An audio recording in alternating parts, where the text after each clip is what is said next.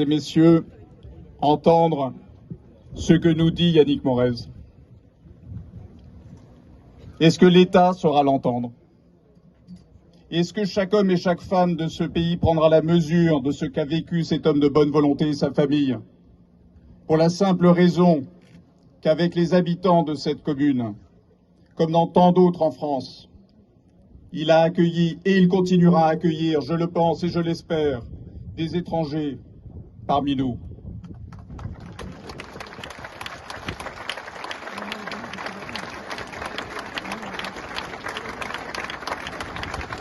Nos associations présentes ici, que je salue, que j'ai l'honneur de représenter parmi vous, partout en France, comme ici à Saint-Brévin, et je peux en témoigner avec gratitude et admiration depuis 2016.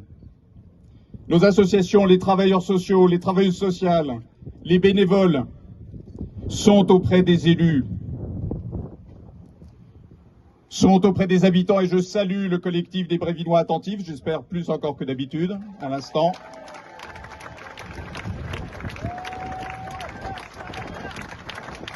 Les associations sont là partout, avec les élus, avec les habitants, avec l'État, parce que partout dans ce pays, l'accueil des étrangers se fait dans la dignité et la tranquillité publique. Dans la tranquillité publique, qui est l'aspiration commune à ces étrangers que nous accueillons dans notre patrie. Après tant de drames communes à ces habitants de cette ville, de l'ouest de mon ouest natal, dont la maire de Nantes rappelait combien elle est terre de tolérance. C'est cela qui est aujourd'hui en cause, alors que partout les choses se passent de manière organisée, dans la dignité et la tranquillité publique, montent les intimidations, les menaces, les violences de l'extrême droite, la haine contre les élus, la haine contre leurs familles. Alors, mesdames et messieurs, il doit y avoir un avant et un après Saint-Brévin, avec Saint-Brévin. Nous en appelons nos associations pour poursuivre cette tâche, qui est une tâche républicaine, ont besoin d'un sursaut de l'État qui, oui, doit assumer ses responsabilités et une politique d'accueil maîtrisée, qui, oui, doit aux élus, aux habitants, aux associations, l'anticipation, l'accompagnement, la fermeté face aux violences.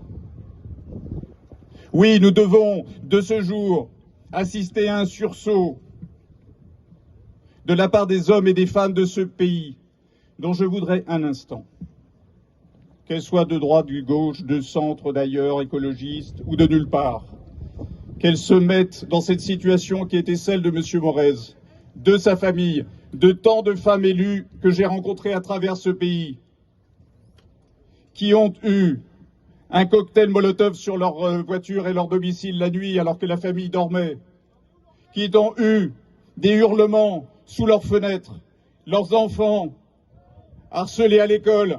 Et ici, il y a des parents d'élèves qui pourront vous dire qu'ils ont reçu des tracts infâmes leur faisant porter la responsabilité de soi-disant meurtre d'enfants si le centre pour étrangers continuait. C'est cela contre lequel nous avons besoin d'un sursaut de chaque homme et de chaque femme de ce pays.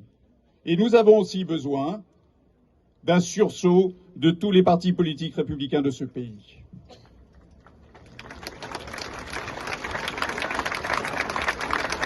Ce pays ne peut pas être une terre où parce que l'on est femme ou homme de bonne volonté, que l'on accueille des étrangers, on risque sa vie et celle de sa famille. En tout cas, surtout pas dans notre Ouest, ici, et nulle part dans ce pays. Alors je vous le dis, ce sursaut, les associations, comme ce pays dans son ensemble, en ont besoin pour continuer ce travail, qui est un travail au service de la tranquillité, dont je redis quelle est l'aspiration commune aux étrangers que nous avons l'honneur d'accueillir et à celles et ceux qui, dans nos villes, sont présents, sont là et refuseront la haine.